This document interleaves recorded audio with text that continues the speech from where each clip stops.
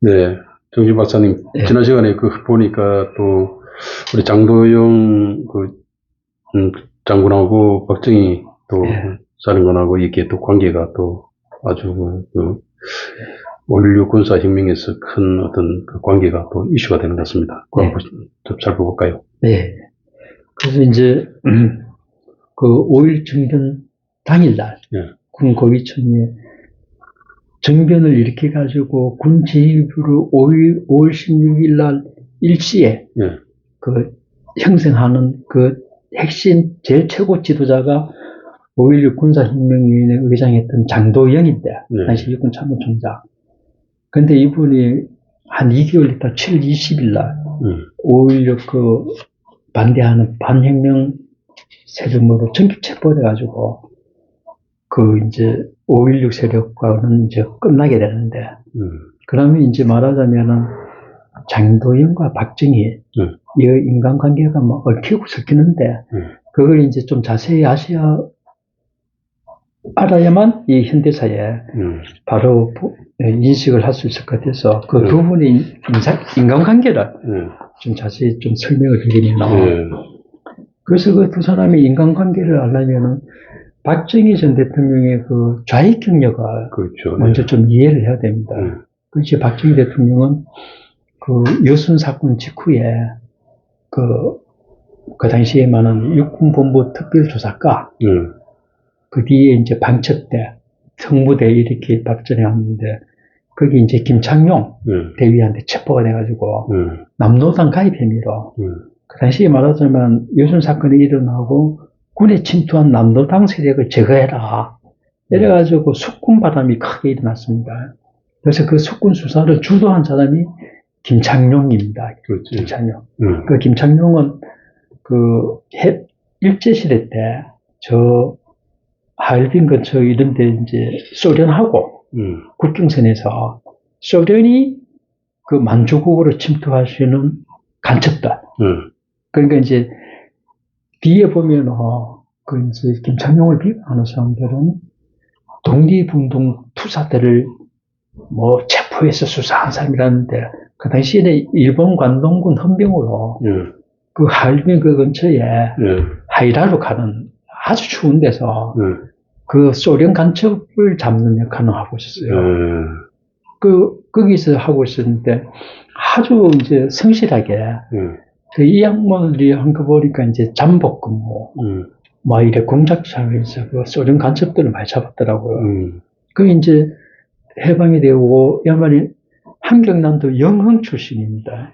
영흥 출신에 고향에 돌아오니까 그 당시 고향에는 벌써 소련군들이, 붉은 군들과 그 점령을 해가지고 일제에 협력했던 사람들을 다 체포하는데, 김창룡도 거기 이제 체포가 돼가지고, 양반은 참 전설적으로 처음에 이제 체포가 됐는데, 체포된 것도 자기가 그때 일제 강점기에서 이제 소련이 파견하는 간첩들을 잡기 위해서 자기가 데리고 있던 협조자가 강원도 철원 사람인데, 그 이제 고향을 돌아오니까 좀 무료하고 이래서 그 양반하고 만나서 자기 인생을 좀 그 논의하려고 그냥 기쁜 마음에 찾아왔는데, 이 사람이 소련 개표한테 밀고를 한 거예요. 저 일제 해종을 들었다. 그래갖고 그 사람 집에서 자고 있는데 새벽에 잡혀들어간 거예요. 그래갖고 거기서 사형 선고를 받았습니다. 그 당시에 북한은 그 소련군에도 나갔고 일시에 경무사령국 하는 조직이 쫙 퍼졌거든요. 그렇지. 네, 거기서는 막 현장 그 재판권까지 다 가지고 있었어요. 근데. 네, 그래, 거기서 잡혀갖고 사형 선고를 받고, 그 이제 잡힌 다음에 그 사형을 집행하는 찰나에 김창룡은 이거 특급 전범이므로 저쪽 후송해서 더 심판을 받아야 된다 이래가지고 고향 저 영흥 근처 그 재판소로 후송되는 도중에 양반이 옛날에 이제 우리나라 강원도도 정말 기차로 가는 게 보면 저 경북 김천이나 추풍령도 오르는데 그 기차가 올라가실 때 오르막이, 막 오르막에 막 이제 전기가 직직직직 가면 그저 막 느리잖아요. 뛰어내려오라지. 그래서 막 뛰어내린 거예요. 네. 그리고 뭐 그 소련군들이 막 이래 총을 가 있다가 막 뛰어내리니까 그 이제 꾸벅꾸벅 그 이제 타고 가는데 보니까 뛰어내리니까 뒤에서 막 총을 난사할 거 아닙니까? 예, 예. 그걸 피해서 고향집에 왔는데 그때 뛰어내릴 적에 여기를 다쳐가지고 피범벅이 된 상태에서 고향집에 가서 숨어 지냈는데 아무도 모르게 보호를 해야 되는데 누가 그게 또 자기 친척한테도 발각이 된데 빨갱이가 된 친척한테 그래가지고 그 체포가 된 거예요 다시. 그래가지고 거기서 이제 조사를 받는데 보니까 이제 봄이 이제 돼가지고 이러는데 그 소련군이 이 조사를 하는데 보니까 이게 통역이 있어야 되잖아요. 그런데 보니까 그 통역을 데리고 오라. 이라고 우리 조사할 때 동그란 의자한테 앉아서 이렇게 봤는데 통역을 데려오니까 들고 오는 사이에 그 소련군 뒤에서 햇빛이 따뜻하게 주니까 이게 꼬박꼬박 졸고 있는 거예요.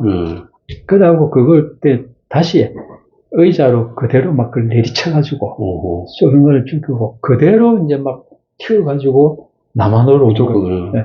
그래 이 양반은 북한에서 2번 사형 선고를 받고 이러는데 그러다 보니까 이제 옛날에 일제시대 때 소련 공산주의하고 간첩 잡는 걸 했지. 이러니까 이 공산주의자하고 한이 미친 겁니다. 그래서 내려와서 왔다가 처음에는 군에 일병으로 들어갔다가 그러니까 그또 군이 좌우형화돼가지고 잊지를 못하겠더라고요. 그래서 종기수선 경비사관학교 3기, 육사 3기로 들어가가지고 갔는데 거기 지난 시간만은 여순 그 14인대 반란 사건을 일으킨 김지혜도 3기거든요. 육사 그 조선경비학교 3기에 좌익분자가 그리 많았어요. 조선경비대. 네, 조선경비 사관학교. 육사 전신이죠. 그래갖고 이 양반은 이제 그때부터 자기가, 그래, 이 양반이 보면은 그 당시에는 좌익 활동하는 사람들이 우수룩했다는 거예요. 그렇죠. 그러니까 뭐 정비를 해갖고 맨날 만나가지고 누가 누군지도 뭐 공간에 안 갈 정도였겠네 그러면. 그러니까 이 양반은 다 기록을 했답니다. 그래갖고 그 자기 명단을 딱 가 있었는데 여순 사건이 일어나서 그 수사팀에 들어가니까 아주 미난적인 그 실력을 발휘를 한 거예요. 그리고 이제 박정희도 이 김창룡한테 잡혔습니다. 그 잡혔는데 그 체포된 게 1948년 11월 11일입니다. 그때 육군본부 작전교육국 과장이었는데 계급은 소령이고 그래 이제 체포가 됐는데 박정희 그 당시에 소령은 그 체포되자마자 내가 이럴 때가 올 줄 알았다 이러면서 전향 그 결심을 하고 그래 이제 남노당 세력의 명단을 수사진에 다 제보를 했어요.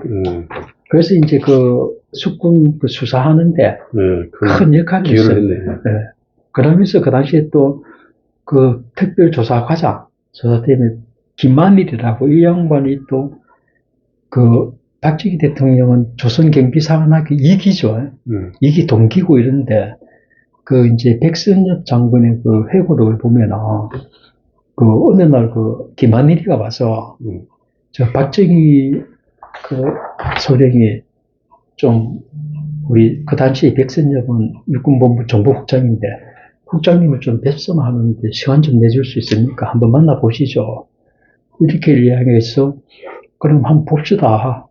그래서 이제 박정희가 그 자기가 정보국장방에 왔는데 근데 박선엽 국장이 보기에 거기서 이제 남노당 가입이라면은 많은 사람이 그때 사형을 당했어요.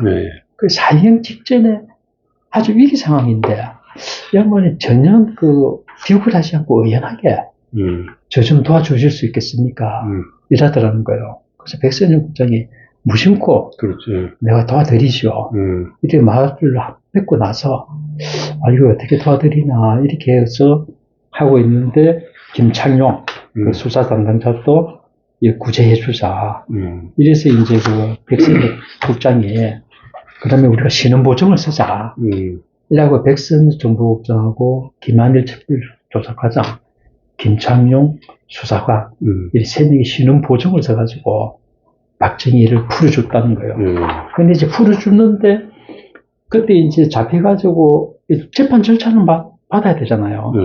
그래서 1949년 2월 8일 날, 그 고등군부회의에서 사형구형의 무기징역, 파면을 선고받고 이제 있었는데, 그 당시 이제 그 백선엽 국장이 구제해주기로 했으니까 이 양반은 어차피 이제 박정희는 군복을 벗었지 않습니까? 그렇지. 그러니까 먹고 생계가 막연하니까 육군본부 정보국 전투정보과에 문관으로 고용을 해가지고 그렇지. 일을 하도록 그 백선엽 국장이 배려를 해준 겁니다. 그래갖고 여기 이제 전투정보과에서 박정희는 그 육군본부 전투정보과가 오늘날 이제 국가정보학 용어로 정보 분석하는 데입니다. 북한이 이제 남침 침공하고 남한에 그때 지리산 이런데 공배들이 이제 준동을 했으니까 이게 어떻게 정세가 되냐. 그건 이제 정세 판단하는데 북한 팀이 있고 남한 팀이 있고 예, 북한반 남한반 이런 나눠져 있는데 그 당시에 이제 박정희 대통령이 일할 때 그 보고서를 대단히 잘 썼다 그래요. 그래서 그 보고서 쓰는 일을 하고 이랬는데, 그래서 이제 일하고 있었는데, 어떻게 보면 이때까지 백선엽 국장의 도움을 많이 받았지 않습니까? 근데 나중에 백선엽 국장 후임으로 장도영, 이분이 이제 5.16 때 육군 참모총장 장도영, 그 양반이 그 당시에 백선엽 후임으로 육군본부 정보국장에 부임을 해왔습니다. 그 이제 정보국장이 부임했을 때, 그때 이제 박정희는 전투정보과 그냥 문관으로 어떻게 보면 이제 초라한 모습으로 근무를 하고 있었죠. 군복을 벗고. 그래 있었는데, 그러면은 이 대목에서 박정희 전 대통령이 그러면 어떻게 다시 장교가 되느냐 궁금하실 건데, 그 장교가 되는 거는 장도영의 또 덕이 컸습니다. 장도영이, 그래 장도영 그 육군본부 정보국장은 6.25 전쟁 때 정보국장을 하고 있었어요. 그 6.25 전쟁 때 군본부 정보국장을 하고 있었는데 6.25가 터져가지고 그 당시에 6월 28일 날 북한 인민군이 서울을 점령했지 않습니까? 불과 3일 만에 서울이 점령을 당한 거예요. 그래서 그 당시에 용산에 있던 육군본부도 부랴부랴 후퇴를 하게 되는데, 후퇴가 그때 막 한강철교가 해가지고 그 한강을 넘어가는 게 큰일이었잖아요. 그래갖고 그 장도영도 뒤에 그 6월 29일 날 쭉 걸어서 30일 날 수원 초등학교에 그 가니까 육군본부 정보국이 결집됐는데 가보니까 박정희가 거기 있더라는 거예요. 그래서 자기는 판단할 때 만약에 박정희가 전향을 했다면 진짜 빨갱이를 하려면 그 북한 인민군이 왔을 때 넘어갔을 거다. 넘어갔어야지. 그러니 자기가 그때 그걸 보는 순간 반갑기도 하고, 저 사람은 빨갱이가 아니구나. 그걸 확인하면서 부하를 이제 의심하는 건 나쁘다. 자기가 그 데리고 있으면서도 진짜 전향을 했는지 도대체 궁금할 거 아니에요. 근데 그걸 딱 보고, 저 사람을 이제 의심하면 안 되겠다. 그때 6월 28일 새벽에 충분히 인민군에 투항할 수 있는데 안 했다. 이래서 이제 그 의심을 풀었는데, 그래가지고 그때 6.25 전쟁 초기에는 저희가 막 계속 밀렸잖아요. 그래갖고 대전으로 또 후퇴하고, 그 당시에 막 정보국장은 또 상황 보고 하고 이래 전투를 받으니까 엄청 피곤했다는 거예요. 그래서 자기는 군 생활하면서 육군본부 정보국장 때가 제일 힘들었다는 거예요, 장도영 씨가. 그 이 양반이 2001년도에 망향이란 그 책을 썼는데, 그 장도영은 오래 살았네, 그럼, 2001년도 같은. 오래 살았어요. 근데 5.16 직후에 반영미 사건을 척도했다가 그 이제 풀어갖고 미국으로 갔어요. 그래서 미국에서 쭉 살았어요. 미국에서? 네, 그 책 제목도 망향이죠. 그 당시에 뭐 이제 박정희도 인간관계도 있고 하니까 해외에 나가서, 그 당시에 이제 박정희 대통령 극복한 사람 해외에 나가서 또 이제 5.16 직후에 외국의 공간들이 계속 개설돼야 되니까, 네, 원로군 출신들은 대사로 많이 대사로 내버렸어요. 내고 많이 되고. 네. 그럼 이제 이 양반은 장동이 미국에 가서 공부한다. 이런 분들 미국 가서 살았는데, 그래 이제 그 6.25 직후 대전에 네. 다시 그 임시수도를 일시적으로 했는데, 거기 가서도 막 바빠서 막 맨날 자기가 그 책상 위에 그 모든 이제 장비를 다 갖추고 새우잠을 자고 이런 일쯤인데, 어느 날 막 누가 와서 자기 권총을 빼가도 모를 정도로 그랬다 줬는데, 어느 날 아침에 떡 일어나 보니까 박정희 민관이 아주 초라한 모습으로 저 기퉁이에서 상황 그 판을 정리하고 있는데, 그때 문득 생각에, 야, 이게 전쟁이 나가지고 군인들도 귀한데 저렇게 유능한 사람을 그냥 문관으로 놔둘 필요가 있겠나. 그래서 군인 복직을 시키면 안 되겠나. 이래갖고, 그래서 그 당시에 육군 참모총장이 정일군인데, 정일군한테 찾아가서 박정희 저분을 복직을 시키면 안 되겠습니까? 그러니까 그 당시에 정일군은, 야, 이거 조금 일대 제 한번 그 자기 경력이 있으니까 복직시켰다고 말씀하는 거 아니겠습니까? 이러니까 주저하더라는 거예요. 그래서 자기가 6.25 전쟁 일어나고 그때 철수경위 이런 걸 다 설명을 하면서 그렇게 사상적으로 의심한 인물이 아니다. 이래서 이제 정일군하고 그 국방부 장관을 찾아가서 복직을 시켜주셔. 그래서 소령으로 복직을 했어요. 그래서 이제 김종필 전원을 보면은 김종필도 이때 전투정보과에서 계속 행동을 같이 했거든요. 그래서 자기가 어디서 헬멧을 하나 구해와서 소령 그때 계급감도 없어갖고 그려줬다 이런 구절이 있습니다. 그래서 박정희는 그 군에서 계속 그 근무하면서 사상적으로 의심을 많이 받았는데 1958년도 그 여름에 박정희가 이제 소장 투스타로 진급할 때가 됐는데, 그 당시에 경무대의 곽영주 경무관이라고 경찰을 실시했잖아. 네, 실시했죠. 이 양반이 이제 쥐락펴락 할 때인데, 그때 이제 또 육군 참모총장이 백선엽이었는데, 백선엽한테 어느 날 전화가 와가지고, 박정희 이번에 신원조회를 조사하다 보니까 좌익 경력이 나타났다. 그래서 의심을 하길래, 그때 백선엽은 박정희 장군은 내가 보증한다. 그 신원이 확실하다. 이래서 이제 투스타까지 다 알게 되나. 그렇게 됐다. 그래서 이제 사회생활을 하는데 보면은 이래 쭉 훌륭한 분들은 지금 음덕을 많이 받아야지 올라가요. 열심히 해.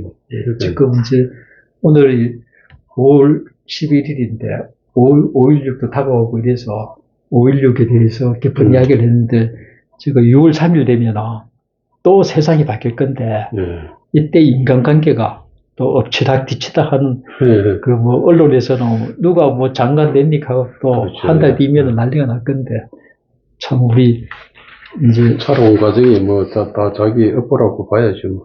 열심히 한 사람의 열심히 일하는 과정을 지켜본 사람이 또 잘 되면 자기도 또 일을 하기 위해서 유능한 사람이 필요하니까. 그래서 새로운 정보를 책임지는 사람은 유능하고 성실하게 맡은 바 분야에서 일하는 사람.